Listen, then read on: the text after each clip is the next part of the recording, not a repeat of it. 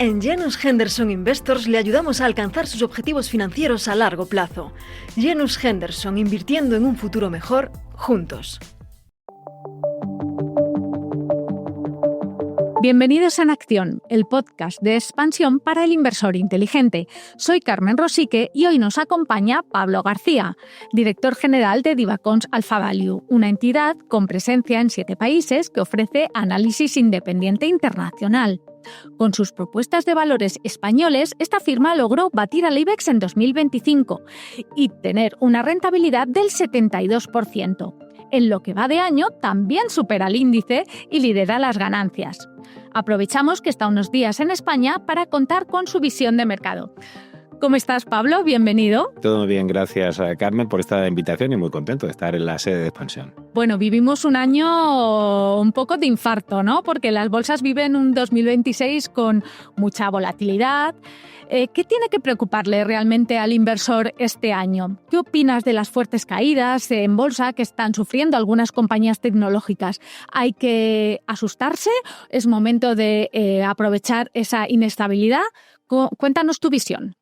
Bueno, yo creo que hemos tenido un 2025 extraordinario. No olvidemos que partíamos de una base en la que el consenso estaba muy negativo en 2025. Se hablaba de recesión o como mínimo de desaceleración y hemos terminado el año con crecimientos de beneficios en Estados Unidos del 15%, incluso en Europa recuperando un tono bastante más gloomy, más, digamos, cenizo o gris.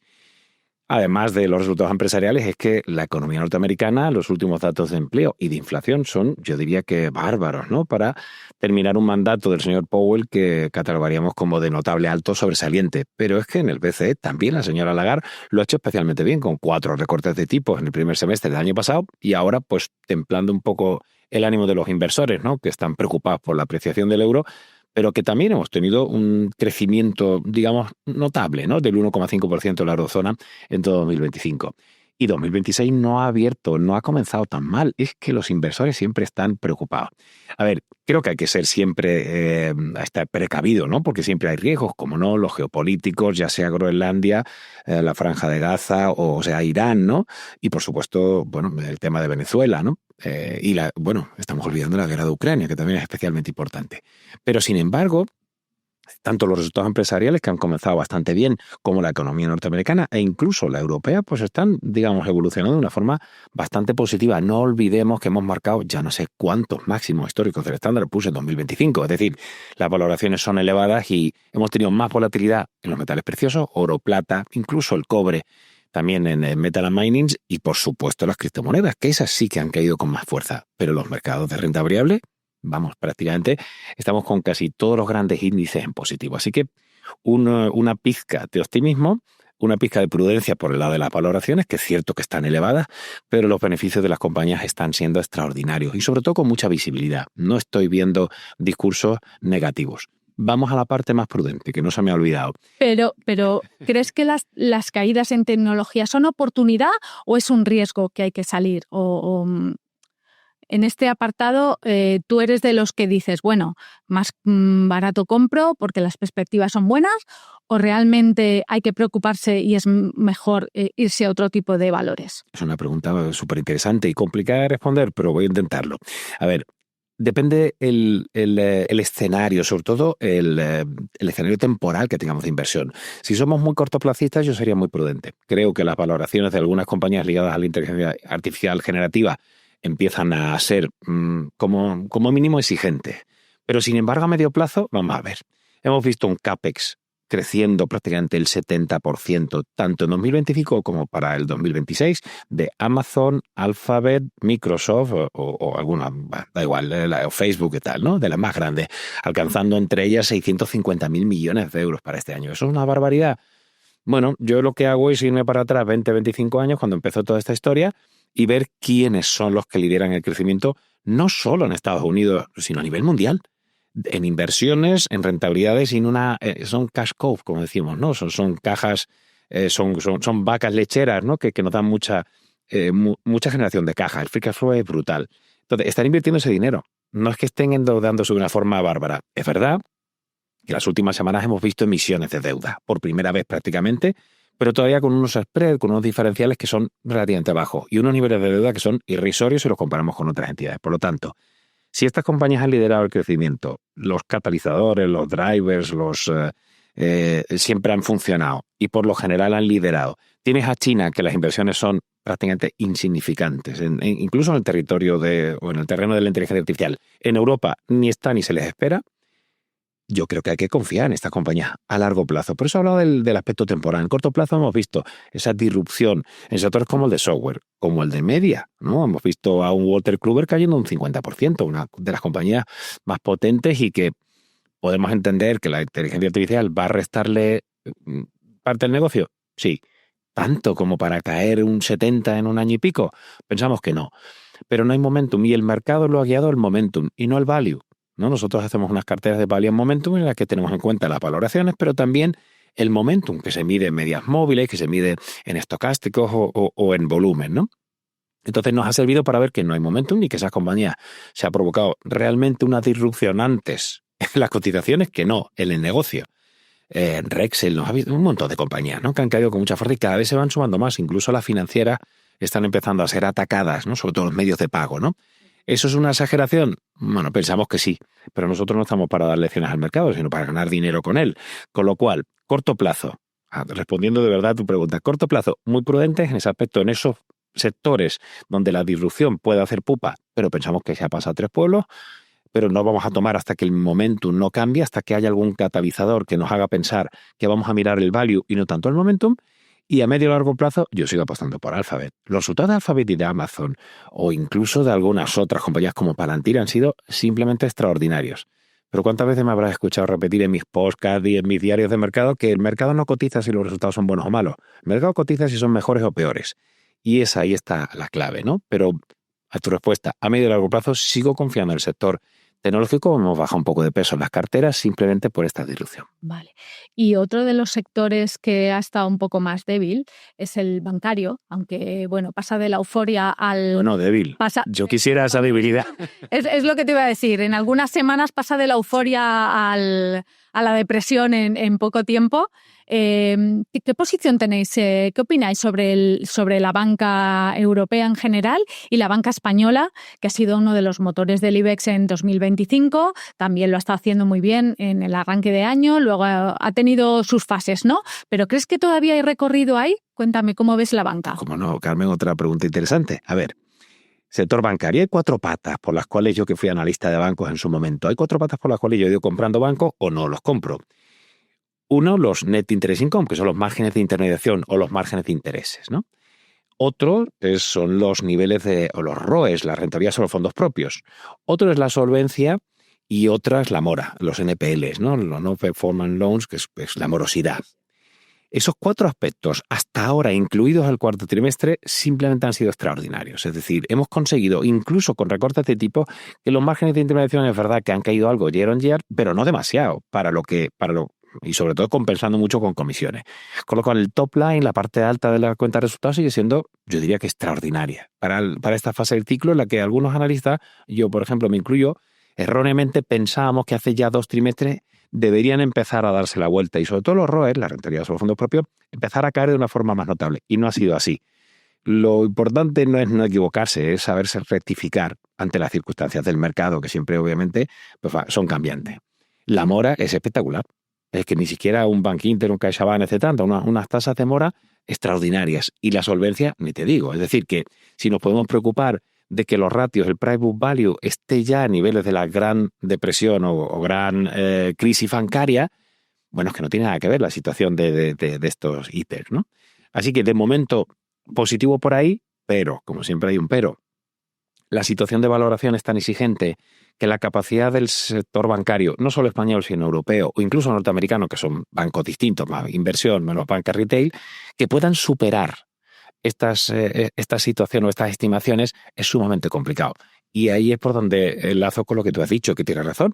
Hemos tenido caídas del 8,08% cuando publicó BBVA, unos resultados que no fueron en absoluto malos, pero no superan las estimaciones. Entonces, voy a expandir ratios desde estos niveles cuando han subido a casi a triple dígito. Yo cerré posiciones con un 118% de plusvalías en ABN AMRO la semana pasada.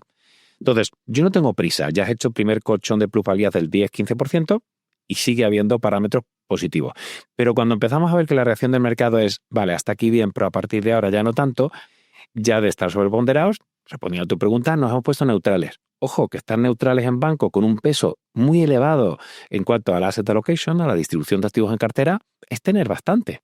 Con lo cual, no he querido quedarme fuera. De momento no veo drama ni en las cifras, ni en el profit taking, en la toma de beneficios que hemos visto, pero es suficiente como para plantearse que no es uno de los sectores. Fíjate que hay 4 sectores que han subido este año en el year to date. Y me lo sé de memoria porque estoy todo el día ahí, ¿no? Son los sectores de deep cíclica, los cíclicos pesados. Perdonad porque siempre lo digo en inglés, pero siempre lo traduzco, porque si no, al final no sabemos leer la economía y es el error. Todos somos muy quijotes con... Es que hay que decirlo en español, y yo lo digo todo en español, pero desgraciadamente no somos líderes en esto, ¿no? Si hubiéramos de jamón, pues seguramente todos habrían 11 patas negras, como lo hacen también en el extranjero, ¿no? Lo digo para hacer un pequeño inciso ahí. Metales y minas. Y petróleo, sorprendentemente yo petróleo no hubiera pensado que hubiera hecho, lo iba a hacer también desde el principio de año. Y 2 sectores defensivos. Curioso, ¿verdad? Utilities y telecom. Mis Enel, mis Iberdrolas o las Orange, que tengo bastante en cartera, han funcionado muy bien. Uy, qué curioso, ¿no? En una época en la que precisamente el Nasdaq tiene el peor performance year to date y sin embargo estamos viendo cíclicos pesados, pero también defensivos, ¿no? Estamos teniendo un año complicado, ¿no? Y muchos gestores varios están contentos con utilities y telecom, pero sin embargo no han pillado la subida que en expansión comentamos desde junio del año pasado contra mercado. Pablo, ¿por qué recomiendas a Aurubis? Eso que es pues, una compañía de metales muy ligada a metales preciosos, alemana, de una capitalización muy pequeña para el sector. Pero apostamos por Glencore, apostamos por un montón de compañías del sector, estaban baratas y empezábamos a ver. Lo importante para invertir no es dar en el punto, en el día, en la clave, del punto de inflexión, ¿no? Sino tener en el punto de mira una serie de valores. Yo ahora tengo varios. Tengo Ferrari, tengo Hermès, son valores que son un buy and hold, pero y empiezan a coger un poquito de tracción, por buenos resultados, por ejemplo, publicó Hermès la semana hace poco tiempo. Ahí es la historia, ¿no? Necesitas un catalizador, un empuje para que esos valores que tienen mucho potencial por fundamentales lo hagan bien, ¿no? Y este año está siendo esa rotación que estamos viendo de sectores sumamente interesante y complicada para los gestores. Dime en el tema de bancos, ¿qué bancos te gustan más ahora para estar en esa posición neutral? Y de estos valores que tienes en el radar, cuéntame un poco de los que más convicción tengas para tenerlos previstos para añadir a cartera. Pues mira, tengo bancos, pero lo que he comprado, o sea, he mantenido bancos y he vendido, como hemos dicho, ABN AMRO con 118% de plusvalía, y lo que he hecho es incrementar algo el sector financiero en su conjunto, porque aseguradoras y reaseguros han quedado muy atrás.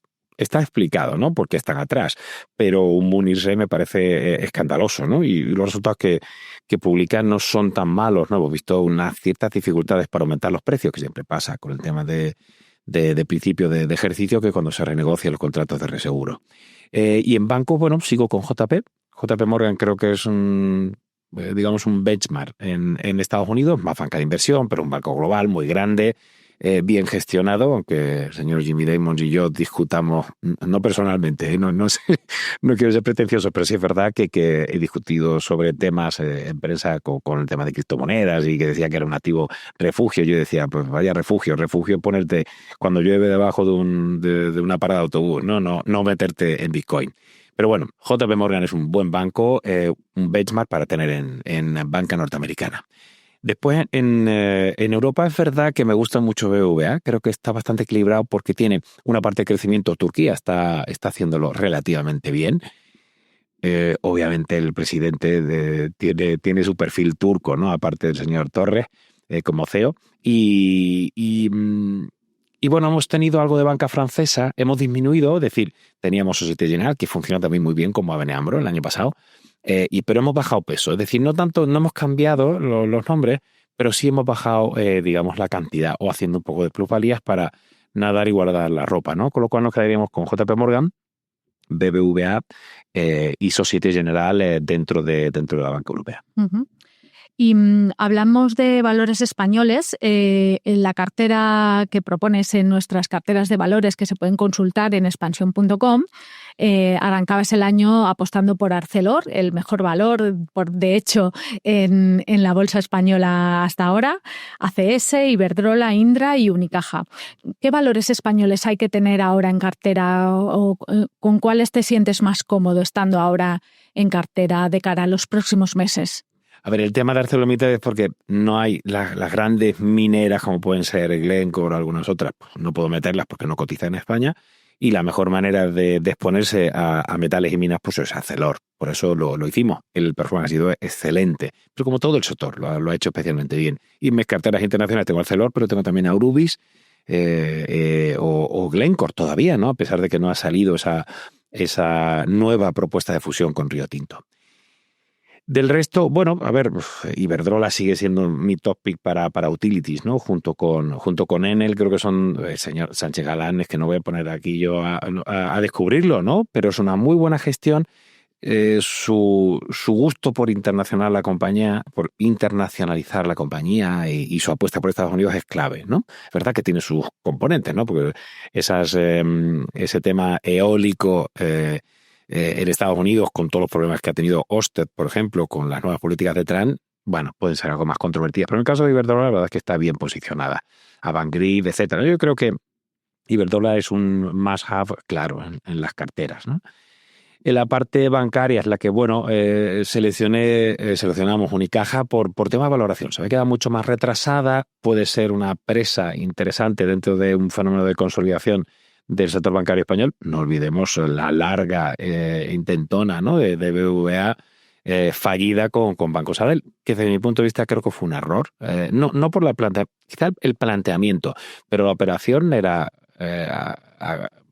creo que era interesante en cuanto a crecimiento de BPA, en cuanto a posicionamiento, en cuanto a tamaño, masa crítica. Sabadell no tiene masa crítica, no le ha ido bien en UK, aunque ha vendido TSB precisamente a Santander, que sí comienza a tener más masa crítica en Reino Unido, y hubiera sido una entidad muy interesante para competir más a nivel, pues eso, el tamaño importe desde luego el sector bancario es muy importante. Pero en el tema de Sabadell, ¿cómo valorar los últimos acontecimientos?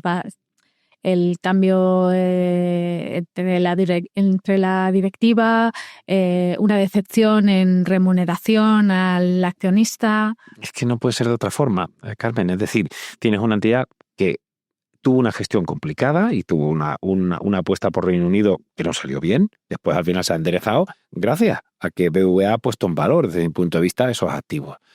Pero te quedas sin tamaño.